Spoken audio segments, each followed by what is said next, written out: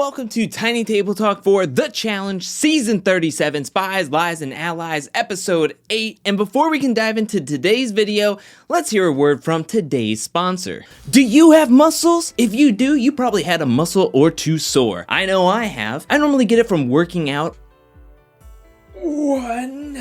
or sitting at my computer for far too long. That's when I like to reach to the Charles Warren All-Natural Sweet Ginger Vapor Rub. It is made with 6 all-natural oils and butters. And did I mention that the packaging is biodegradable? Another product I love to use is the Coconut Milk and Oats Body and Foot Powder. It's talc-free, baking soda-free, and cornstarch-free, all while keeping my feet sweat-free, and it smells like fresh coconut cake. And right now, if you go to charleswarrenpresents.com and use my promo code at checkout, you can get a discount. All the information and a link is down in the description below. Thank you so much to Charles Warren Presents for sponsoring this video, and now on to Tiny Table Talk. Because Priscilla stole Josh, who was part of a vet team, it made sure that there was no all-rookie teams left in the game. It ensured that there was going to be at least one vet being in the elimination next episode via the house vote. Now, the agency in power could just send in 2 rookies because they can pick anybody, but for this segment, I want to go over to the teams and see who possibly could be the house vote for the next episode, and also give my rankings on who I think is where in the house's mind. I did a ranking for all the rookies left in the game and all the vets, and kind of get an idea of where everybody stands, at least in my opinion. And I would like to get your opinion down in the comment section below, but let's get into this. Let's go over all the teams that are left in the game. There are 10 teams left. Now, 3 of those 10 are made up of 2 vets, so we can get rid of them as going to be the house vote. So now that leaves us 7 possible teams, and when looking at these teams, I honestly think that 2 teams stick out to me, and that is Jeremiah and Tori and Corey and Bettina. Jeremiah and Tori stick out to me because Jeremiah just was in elimination, and it's so easy just to send in somebody who was just in elimination back into the elimination. And I think with Tori, there's so much going on with the instigation, the Pizzagate. I think that's so fresh in everybody's mind that possibly they could just send her into the elimination because of that. Moving on to Corey and Bettina, I think the same thing with Corey. The instigation is still fresh in everybody's mind, but also in the preview to next episode, in the daily, it sounds like he was trying to help Jeremiah win, and so everyone was taking notes that, oh, Corey is linking himself together with Jeremiah, who is a rookie. That's dangerous. Maybe they're going to want to send him into the elimination. And also his partner is Bettina, who is the last rookie woman to not see an elimination at all. So I think those 2 are on the table, but also when we take a look into the preview for next episode, Devin talks about wanting to go after the champs. Now, Devin and Amber are paired up with each other, so I don't think he's actually talking about taking a shot at Amber, but I think this is a gateway to get people on board for taking shots at CT and Ashley. Mainly CT, because that's the biggest threat when you get closer into this game. You're just gonna have to take shots and hope they hit. Now, I just talked about the teams that were left in this game, but when you boil down this season, it's really an individual season. So let's get into the individual rankings. I have them separated by rookies and vets, and let's start off with the rookies because there's way less of them. There's 7 rookies left on the season, 4 men, 3 women. Let's start with the women. At number 3, I think Bettina is at the lowest. I think she's gonna be sent in sooner rather than later. Like I said, she's the last rookie woman to not see an elimination. Then I think number 2 is Priscilla. She is amazing this season, but she does have a big target on her back for making that move that she did in this past week's episode. And then number 1 is Emmy. She's won 2 eliminations. She's paired up with CT. She's in an alliance that she signed in with Hot Sauce. I think she's right now in the best placement for a rookie.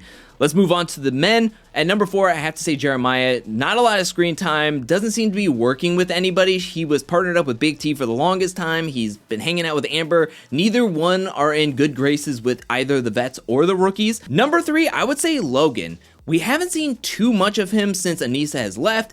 Him and Nani are paired up with each other, and him and Big T are like hanging out, like making out, but we haven't seen a ton of them at all for a while. At number 2, I'm gonna put Emmanuel. Him and Casey are working really strong together, and because they're partnered up, I don't see them being the house vote anytime soon, but he is on people's radars, especially Devin, who has a lot of pull in this game. And at number 1 for the rookie men, I would have to give it to Ed. He's doing a great job. He came in late into the game, but he's been finding his footing. He is very close with Devin. I feel like he's in the alliance with CT, Devin, Kyle, and all of them. When Emmy signed her name in Hot Sauce, I feel like they wouldn't have announced the alliance in front of Ed if he wasn't already a part of it. And I think he has a great shot of going very far into the season and getting a callback. So those are my rankings for the rookie men and the rookie women. What'd you think? Let me know that in the comment section below what your rankings would be. Now let's go into the rankings for the vets. There's 13 of them left in this game, 6 men, 7 women. So let's start off with the men because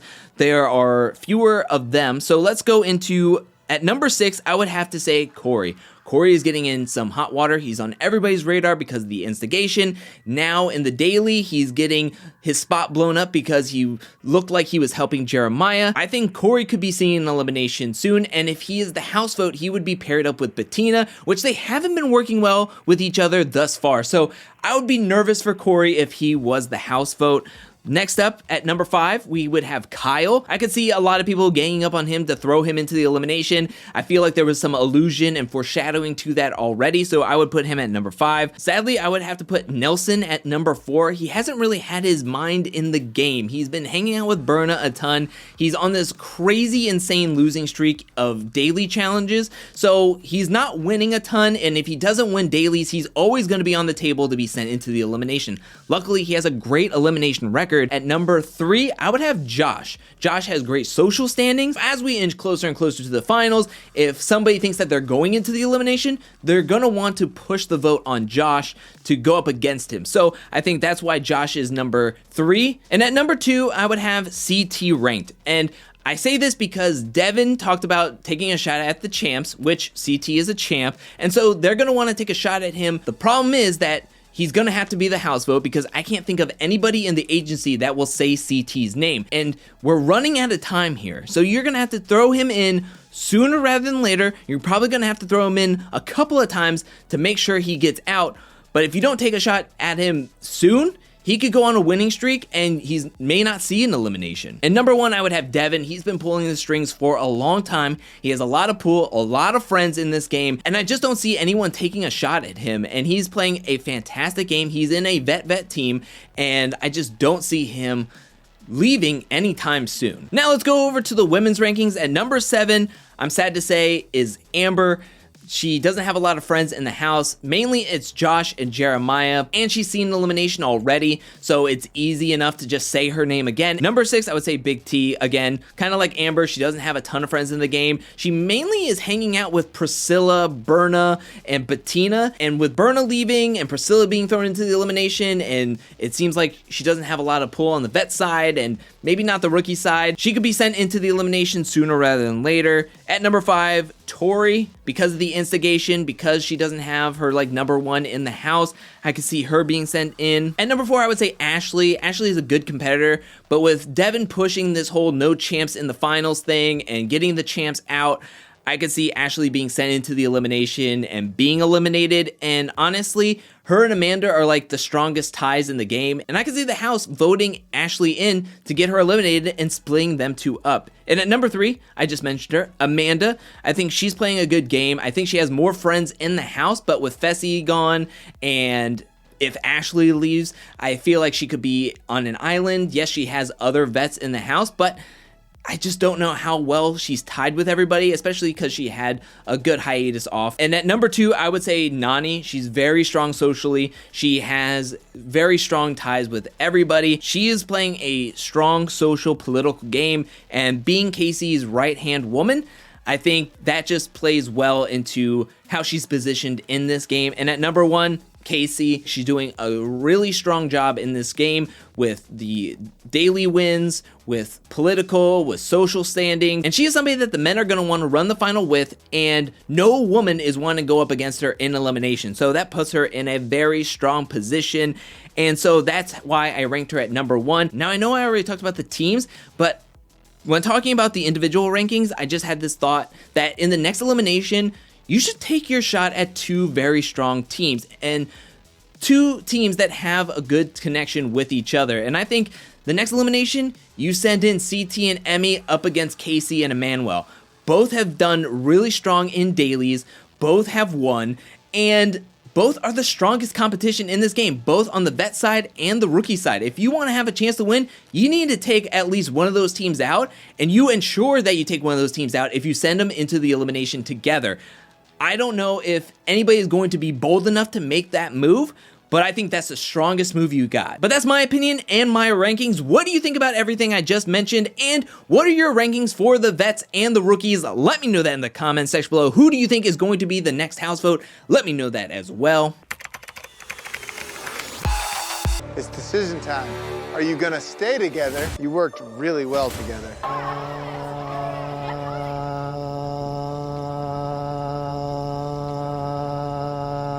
No. We're gonna switch. Priscilla, who do you want as a new partner? Nelson, you've been amazing. Hello, boy. Bye. But I'm gonna go elsewhere. In deliberation, it seemed more like a threat It was to help you, but whatever. Do you, girl? Yeah, sure. to let the games begin. Oh my God! Okay, it's happening. Everybody stay calm. What's the Everybody procedure, stay calm. everyone? What's the procedure? Stay calm. Joshy, come down.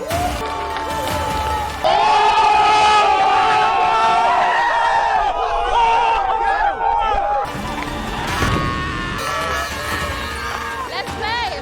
Let's play. Don't ruin this for me. All right, so Josh, you've been stolen from Ashley. Come on down. Now let's read some comments from my Thursday's review and recap, and the first comment comes from Max L, who says, the foreshadowing was insane this episode. Only need to watch the first few minutes to find out who was going into elimination. Looking forward to the rest of the season seeing some vets actually compete instead of cruising by. Yeah, the challenge is very heavy-handed with its foreshadowing. Subtlety is not the challenge's strong suit. Jeremiah gets some screen time for the first time since episode 1, and it's like, okay, I totally understand where this is going. He's gonna go into elimination, and he's either gonna win or lose. The next comment comes from Kadunk, who says, was Jeremiah possibly throwing the challenge to rid himself of Big T? I think he did, and just didn't admit it to the confessionals like most do because he respects Big T and understands that the image of throwing a challenge to change partners reflects badly on the partner being left. I had that same thought after I had filmed my review and recap, and then thinking about it and rewatching that scene, it does seem like maybe Jeremiah was throwing that challenge because he knew he can't win. He can't win and then be able to change partners. He seemed dead set on wanting to change partners, and he didn't want to make Big T look bad. He didn't want to put Big T on blast. I think he really does like Big T personally, but just game-wise, he wanted a different partner, and yeah, I could definitely see him doing that. Michaela comes in with a comment saying, it was hilarious how Bettina and Corey thought that they finished that puzzle. They were way off. I think they put the pieces in there and was just like, hopefully this is it. Really love Nelson coming down to comfort Berna. At least she knew she had one person on her side. Congratulations to Priscilla to making the biggest move of the season. She did that. Yeah, I think it was important for Nelson to come down there, comfort her, give her a hug, and see her on her way. I think that was great. I don't know if they've seen each other since then, so I think that's very interesting. But yeah, I think it was nice for Nelson to give her a goodbye hug and kiss and then see her off. Sherry672 comes in saying, Berna, the finding out being blindsided isn't fun. Now she's crying in front of the whole house about it. Wanting sympathy when they all remember how she behaved when it was Amber blindsided. Oh, the irony. And I remember one confessional in particular where Berna was like, we get it. You were blindsided, Amber. You don't have to say it all the time. And she brought it up so many times during this episode. And I get it. It happened in the span of a couple of days, but she brought it up quite a bit. And also, I thought it was interesting that when she was talking to Emmy and she was getting emotional, and then when Amber started to speak, she wiped away those tears and was like, look, I don't like you. And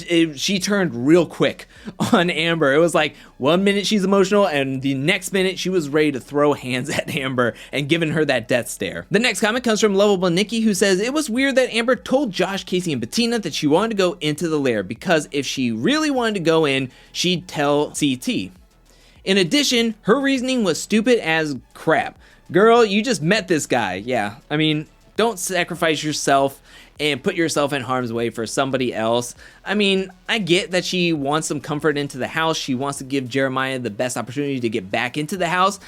But yeah, you don't jeopardize your shot at winning and your spot in the game for somebody that you just met. I get you might have that connection, but yeah, not the smartest move, and I'm glad she didn't get sent into the elimination. Julia comes in with a comment saying, the fact that Huey got eliminated because of his ass is hilarious. That was really funny. I mean, every time he tried to step and put his back foot on the spot, he just kept falling and losing his grip because his butt would just push him out. It was really funny. I've never seen that happen before in the challenge. Namdendazo says, big thank you to Priscilla. Oh my gosh. I always knew she'd somehow be involved in breaking down the vet alliance. I just didn't think she was going to do it alone. She executed it perfectly. I am so proud of her and this move. They don't call her the silent assassin for nothing. She was sitting down, biding her time, waiting to make the move that she needed to make. And the cherry on top was Ashley being like, look, don't pick a vet team or you're going to be next on the list and on the pecking order. And Priscilla was like, oh, this opportunity is too good to let go. And she made it happen. She made the big move and I loved it. I love Priscilla. Tyra says, Priscilla!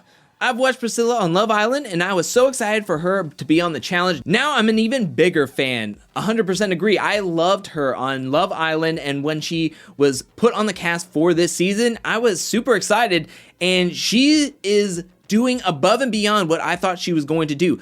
Love Island contestants are one of the better contestants on the challenge, I feel. And I want to see her back on way more seasons. I would love to see Theo come back on to do the challenge and just have a Love Island alliance going on. D Money Raw comes in with a fact saying Priscilla said on the podcast that the elimination was actually best 2 out of 3. Priscilla and Jeremiah won 2-0, but they edited out to look like it was only 1 round. I would have liked to seen this elimination done more times rather than seeing any of the other fluff that was in this episode. So to me, I wanted to see both rounds, but I'm happy that Priscilla and Jeremiah was able to put on a clinic, winning 2-0 and doing what needed to be done, which was breaking up the vet alliance. Next comment comes from Starboy XO, who says, by far the best episode. Priscilla is so smart and strategic. This season has a lot of callback rookies, but Priscilla impressed me. Hope to see Millionaire Mitchell get the last laugh though. I think a lot of people are seeing that last line going like, whoa, you're really rooting for Ashley Millionaire Mitchell to get revenge on Priscilla?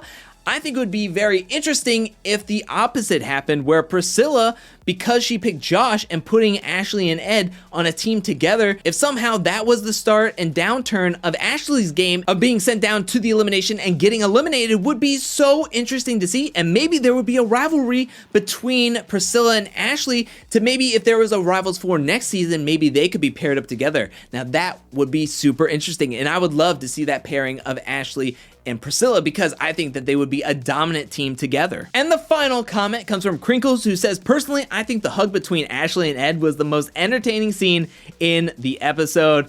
I loved how big mad Ashley was at the end of this episode, and Ed just comes down and he's just like, hug.